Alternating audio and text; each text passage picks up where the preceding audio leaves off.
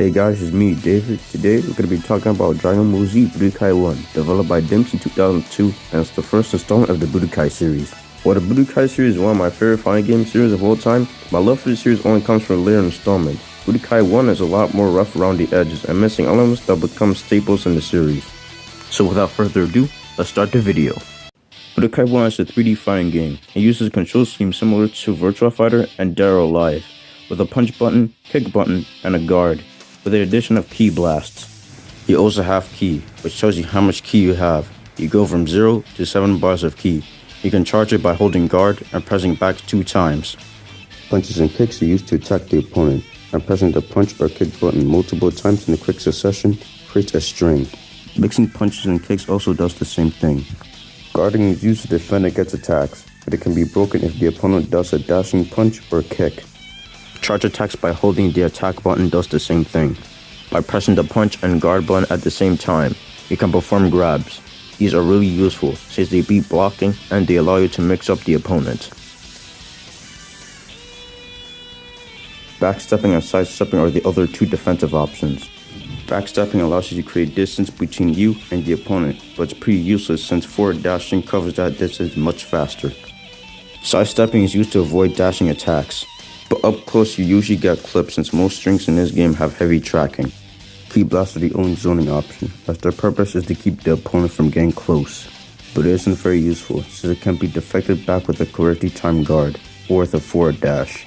Not to mention, you can only fire 1 ki blast at once. There are also special moves. You can perform them by doing a string and finishing off with a ki blast. They can range from a beam, a physical combination, or an ultimate. But at range, they're impractical, because unlike later games, you can't perform special moves at a standstill and have to do the string first. And unlike later games, special moves that are beams and physical attacks scale, making ultimates incredibly overpowered since they don't scale, making them the most versatile of all the special moves, especially with transformations. So let's do a quick overview. Blocking is good against strings. Backstepping is used to gain distance, but forward dashing being faster and it having a slow start make it unviable.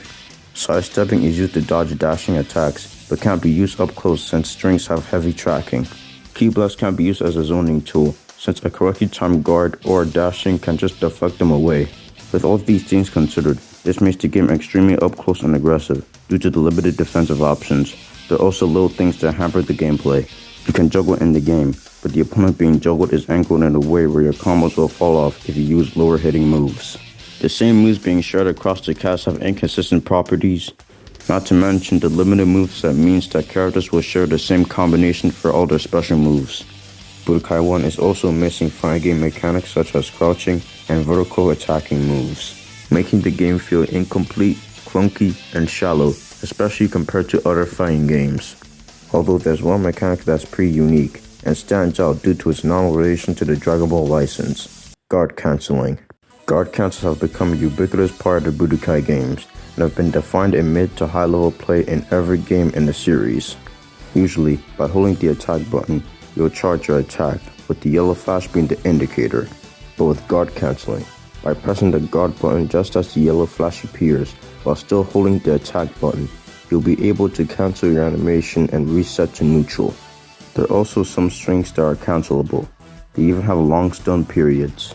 This means you can do a string, cancel, and if you're fast enough, chain another string that can be cancelled to create a combo. While it was a good mechanic, in this game it was pretty imbalanced due to one issue: on block. You gain a frame advantage from guard cancelling. This means that after you cancel your animation recovery and return to neutral, your opponent is still on block stun. This makes it spammable, as the opponent has no real way of defending it. If you badly time your attack, you'll get hit, and if you try to backstep or sidestep, you'll get clipped. There are also characters like Hercule, Vegeta, Trunks, etc. that have no gaps in their strings, making this even harder to counter against. There are transformations that completely nullify it, but naturally, not every character has one, and blocking reduces your ki.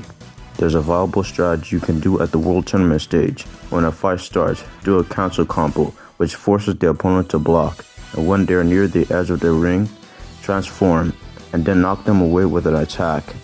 Cancel combos in conjunction with ultimates mean you can win the entire round by doing 1 or 2 combos.